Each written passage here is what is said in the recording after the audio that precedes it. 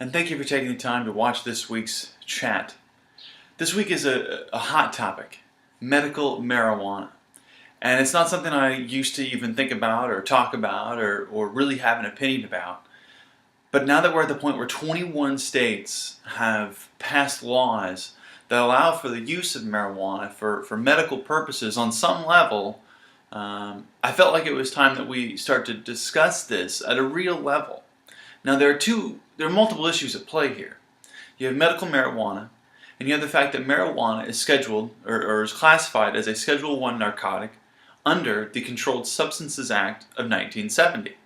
Now there are 5 different classifications under that U.S. law, and most of those are classified by the DEA, the Drug Enforcement Organization, and the FDA, the Food and Drug Administration.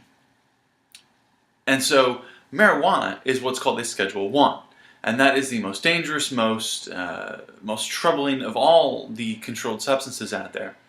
And it's at the same level as heroin and LSD.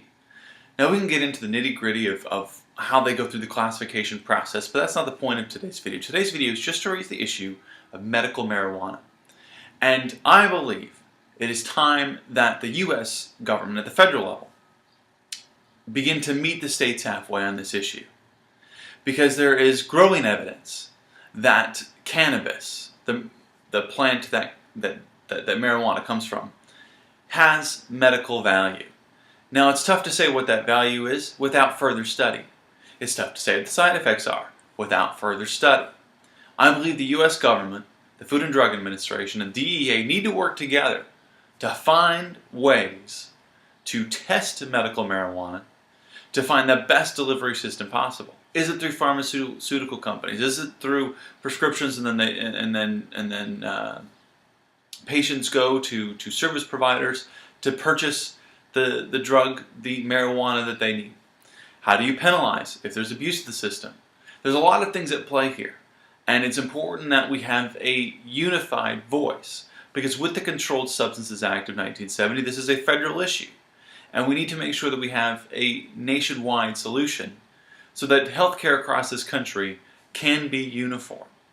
I believe that's what the Affordable Care Act was meant to inspire, is this uniformity across borders. And reforming this particular portion of the Controlled Substances Act, I believe, moves us in that direction. Now, there are other things at play, as I said. Classifications of Schedule I carries harsher penalties than a Schedule V. There are more opportunities to research and invest in safe deployment of these medicines if there are changes in the classification. There's also changes in the penalties for the recreational use of the drug. Now, I'm not saying that's what I want, but I believe it warrants further study about what the best classification is so that we can solve 2 birds with 1 stone.